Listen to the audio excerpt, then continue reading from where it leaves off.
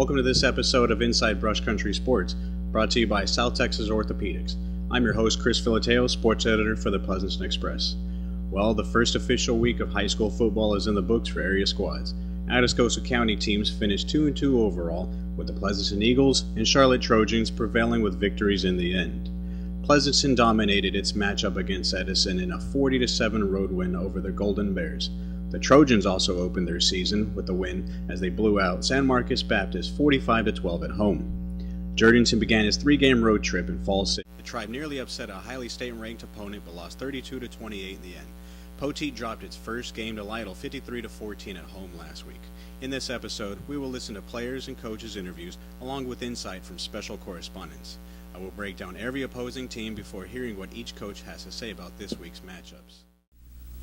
I'm joined with my tag team partner, Maggie Rodriguez, former sports editor here at the Pleasanton Express and current columnist. How are you doing today, Maggie? Oh, I'm doing great. Good deal. Feel good. Well, you've been covering Pleasanton sports for numerous years. How do you feel about this year's team after the first game? The Pleasanton Eagles? I was pleased. That was the first game that I saw this year, and they looked pretty good to me. They looked better this year than they did last year at this time. For some reason, I thought they looked more crisp and better prepared. I was really surprised when you told me how many penalties they had. I didn't catch all that. But what I saw, the way they ran and their offense, their new quarterback, that new running back, Grant Jackson, Arevalos, they look good. Yeah, they do look good. I'm pleased. I'm ready to go to the next game. Good.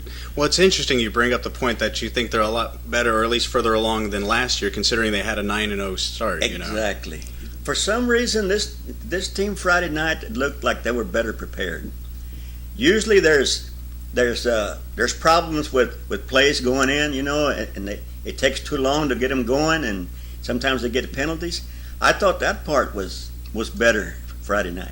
Or Thursday night. Right. Thursday night. Well, you saying Thursday night. I was actually fortunate enough to catch a great game on Friday. Oh, I know you. Jordanton and Falls City. Yeah. Boy, that was a pretty tough matchup. Falls City went in number 6 as the Class A Division II team in the state, and they have this quarterback. He's from Hemphill, and he's actually a wide receiver. He does it all. But anytime they wanted to move the chains, they sure gave him the ball. But I'll tell you what, Jordanton looked strong. For my first year covering Atascosa football here, it was definitely a sight to see. That's my first question. Is Jordan going to be this good this year, since they played him such a good game, or is Falls City a little bit down, even though they've got that good new player? Right. Well, we were talking about as many penalties in the Pleasanton game. Jordanton's game was riddled with penalties as well. That's what I heard. It was pretty tough. Yeah. But Jordanton did play well, and they played strong, as a matter of fact. They were aggressive on offense. Their defensive line was stout. They looked spectacular. That's great. We're going to find out a little bit more about Falls City this week, I think, when they play Poth. Right. That's big rivals. It is. That's big rivals. And Chris, since you're the new sports editor here and you're starting the new football season, what do you think about covering sports in Atascosa County? Well, I think it's a lot of fun. The coaches have been treating me well. Of course, you took me under your wing and learned a lot of stuff from you. But definitely having some fun in the first week here. It's a lot different from El Campo. I only covered 2 teams over there for the El Campo Leader News, so it's a little bit more of a task, but it's definitely a fun ride so far. You're going to have, 5 teams here? 5 teams for volleyball, 4 football teams. and 5 volleyball. Yeah. And then there's all the junior varsity sports and cross country. All that. Yeah, it's a big job. It is, but it's fun. I'm glad to hear that, because it's got to be fun if you're going to do it. Absolutely. If it's not fun, it's going to be hard. That's right. I haven't worked a day since I've been in the newspaper business. So. That's the way I looked at it when I was doing it. I thought it was a lot of fun. I never considered it hard work. Not at all. Yeah. Not Especially working with kids, Absolutely. When you're working with kids, it's a lot of fun. Writing good things about them in the paper. That's what I liked about it. That's always my goal, just to try to get these kids' name out there. They get to read their name in the paper, right. Get to see a couple of their pictures in the paper. Yeah. And, majority of them, or not a majority of them, I'm sorry, some of them actually have the opportunity to play at the college level. And that's always good to see them move on, Yeah. Who are you going to cover this week? Let's see. I'm going to the Charlotte game tomorrow night. They're playing Nueces Canyon. Tomorrow night is what? Friday? Friday. Friday.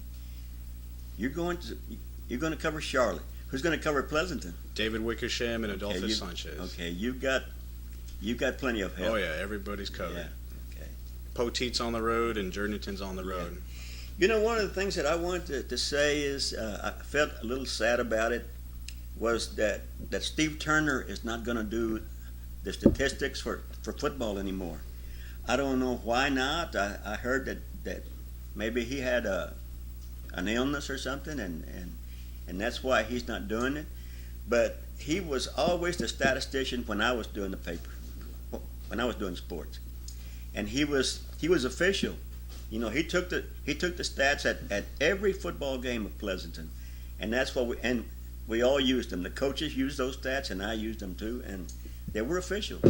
And now all of a sudden, I find out that he's not doing it anymore. No, that's kind of sad for me. Well, although I love Ted DeVilbiss, and I know he's going to do a good job, and they couldn't have gotten anybody better. No, I was just about to go into that. I mean, they couldn't have gotten anybody better. Me being my first year here, and starting fresh and starting with a fresh statistician. Really, I mean, nobody's better than Ted covering Pleasanton stats. But Steve did an outstanding job, and he would give me a copy. He'd give the coaches a copy, and anybody else who wanted one every week. And he kept. I know he's got all the stats, from past years. He's got them. I'm just sorry to see that he's not doing it anymore. Well, thank you so much for your time, Augie. Well, thank you for having me. And I'm not used to this kind of thing, and usually I'm typing out my stuff. So a little bit I hope different. it turns out. Definitely. I hope it turns out. All right, thanks for your time, bud. You bet. All right. You bet. I'm here with my friend David Wickersham. He's a sports photographer here, among many other duties here at the Pleasanton Express. How are you doing, David? Good. You were in attendance at the Pleasanton game last week. What were your thoughts about that? I felt the team did really well compared to last year. I think that we had like a 5-air attack with Luke Walters and Michaels and Jaunt and Yamas and Sorolla.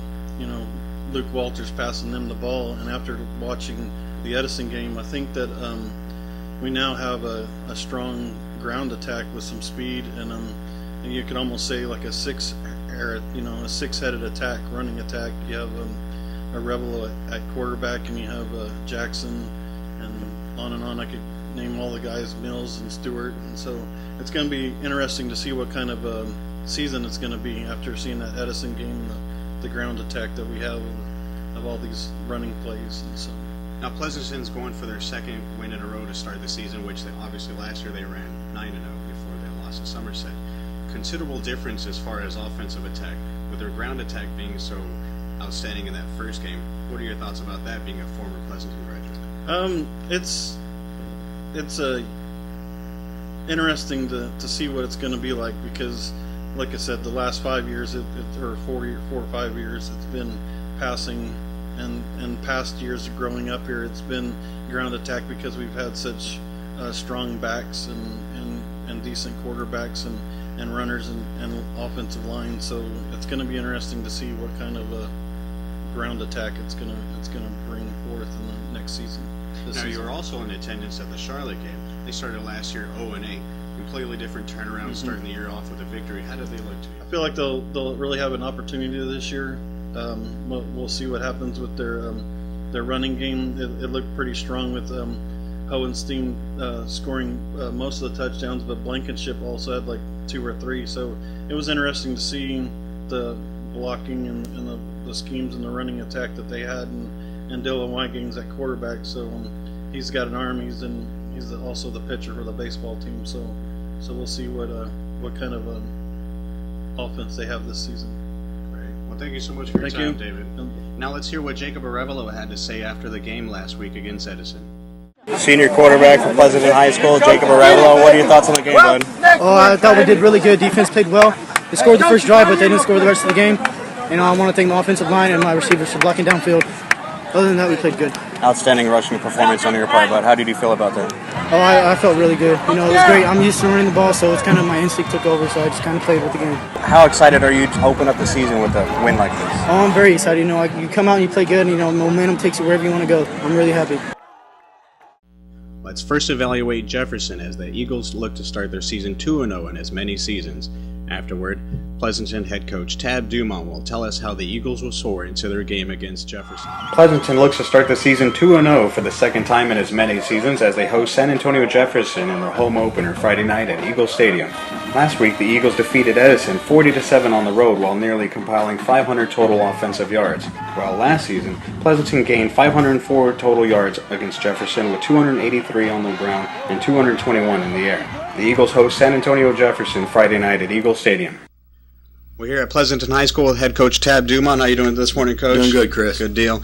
Well, a pretty impressive win last week to start off the season. That's 2 years in a row y'all started the season off with a win. How do you feel about that? I'm excited. I feel really good for the kids.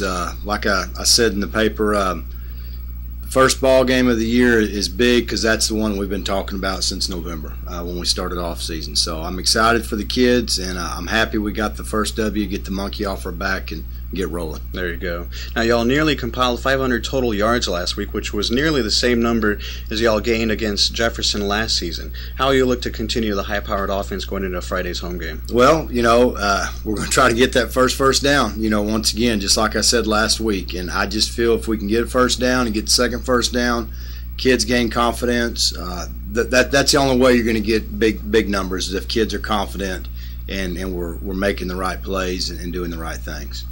Now, y'all had a considerable amount of penalties last week against Edison. How will you look to correct that this week? I tell you, we've harped on that all week long in practice. A lot of that has to do with the first game of the year. I'm hoping that's what it is anyways.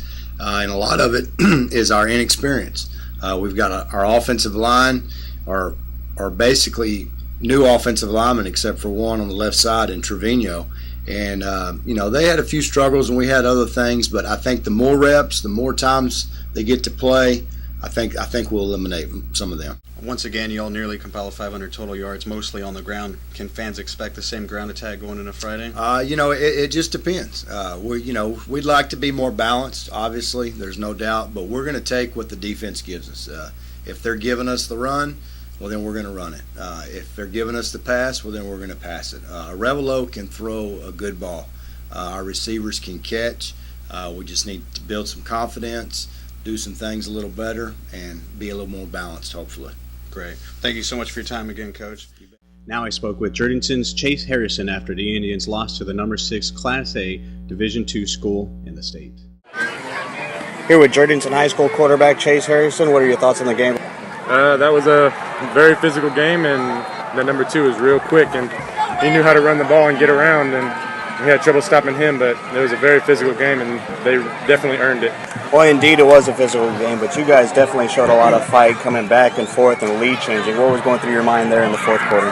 Oh, man, I was hoping we had a little bit more time to get the ball down there, and that fumble really killed us. I think we could have had something going right there if we didn't lose that ball, but, stuff happens.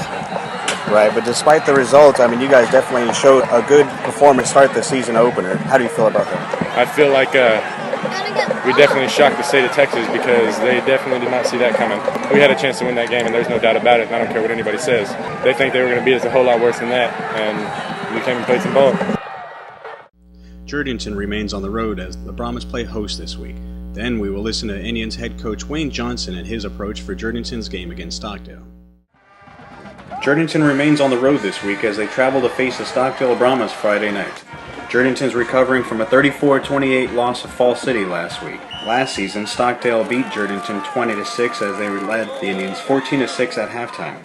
Jurgensen compiled 221 total offensive yards with 202 on the ground while averaging 4.81 yards per carry in the defeat last season. Jurgensen travels to Stockdale Friday night. Kickoff is set for 7:30 p.m. We're at Jurgensen High School with head coach Wayne Johnson. How are you doing today, Coach? I'm doing great. How are you? I'm great, Coach. Thank you so much. Now, it's always difficult to come off a tough loss like y'all did last week, but what will you tell the kids going into the Friday night kickoff? Well, we're really, we got beat by a good football team. And if you play the best ball you can play and you get beat, well, that's kind of the way it is. And I thought we played a really, really good football game. We really did. We were very physical, very upbeat the whole game. It was an up and down deal where we were ahead, they were ahead, back and forth, back and forth. And we had our chances towards the end of the game. We're down there on their 35-yard line with 3 minutes to go in the game and we fumble. So, it wasn't a deal where they just lined up and manhandled us or anything like that. I thought we played a good game. Well, I absolutely think y'all played a good game as well, Coach.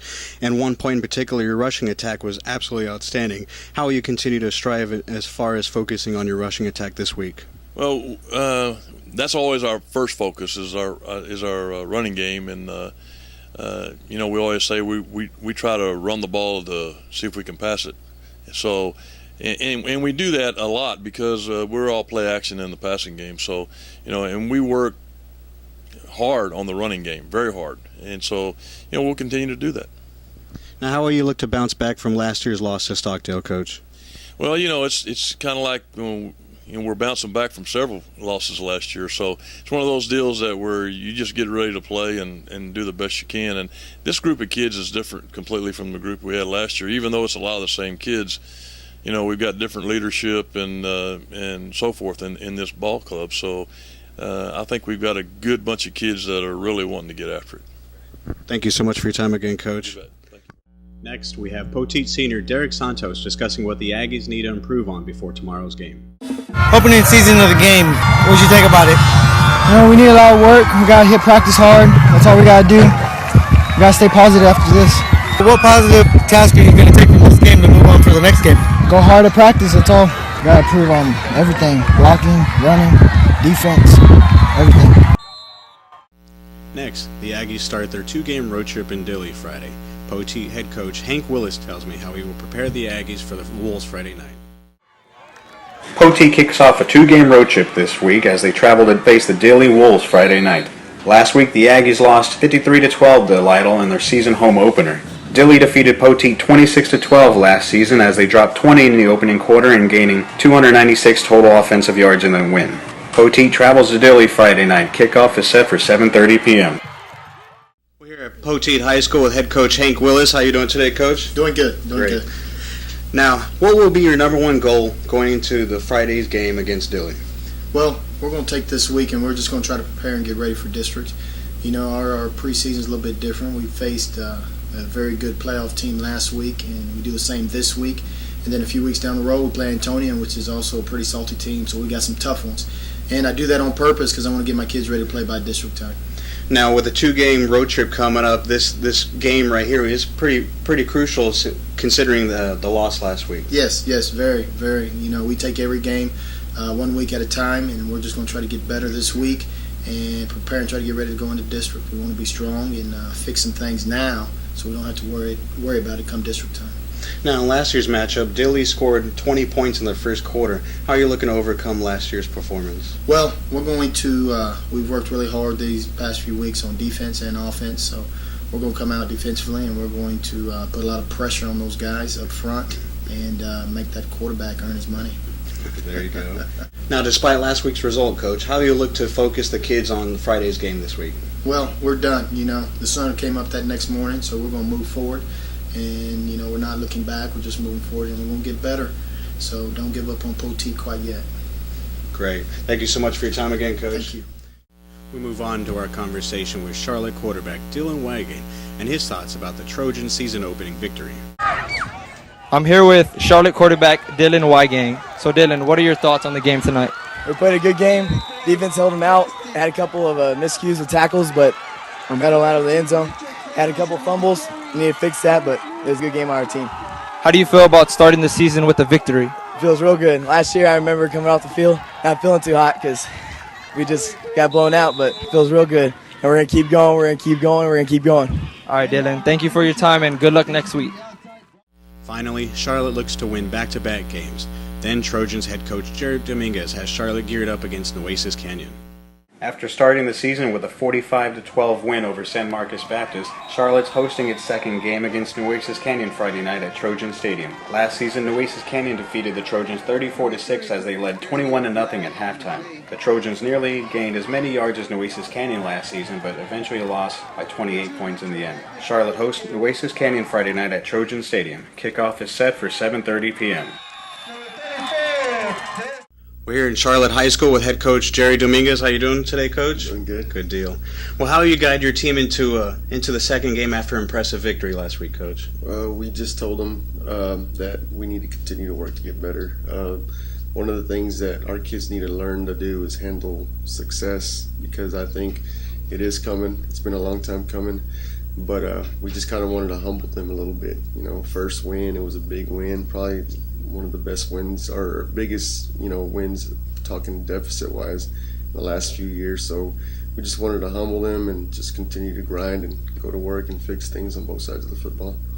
Now, y'all almost had the same amount of offensive yards as Nueces Canyon last season, but y'all eventually lost the game. How you look to overcome last year's performance? Well, last year we broke down a lot with little things. What we're trying to do here is become better overall, fundamentally, both sides of the football. Limit mental mistakes. Last year we had a lot of mental mistakes, had a lot of turnovers. I believe we threw an interception and they returned it back for a touchdown. So we're trying to limit things like that, of that nature, on both sides of the football. So. And what would be the keys to victory going into Friday night, Coach? Keys to the victory, they're an option team. I'm talking defensively for us. They're an option team. We've got to be real disciplined. We've got to play assignment football. And then once we realize where the ball's at, swarm to the football and tackle a lot better. We weren't very good tacklers on last Friday, so that's something we've been kind of harping on. Offensively, continue to, clean up mistakes on the offensive line. But, after looking at the video, there wasn't many. We did what we wanted to when we wanted to. So we just got to continue to, pound the football and just, play mistake-free football offensively. And when teams run the veer offensive formation, that's a lot of misdirection mostly. So that'll be a main focus on the defensive end for you, I guess. Yes, sir. It sure is. It sure will be. Like I said, we've been preaching all week. Be disciplined. It's been a hard week of practice, but they've responded well. So hopefully we can get us another one. There you go. Yes, sir. Great. Well, thank you so much for your time again, Coach. Don't forget to follow us on Twitter for the latest scores of your favorite area teams at PE1909, #MyBCSports. Also, we reached 1,000 followers on Twitter this week, so I'm asking our followers to submit questions for the 4 area coaches. And if I choose one of the questions, you will win an STRMC goodie bag. That's it for this week's episode of Inside Brush Country Sports. I'd like to thank the Pleasanton High School cheerleaders and our correspondents today. A special thanks goes out to the sports staff here at the Express: George Garza, Adolphus Sanchez Jr., Lauren Jett, David Wickersham, Maggie Rodriguez, and Jessica Machado. We also want to extend our gratitude to South Texas Orthopedics.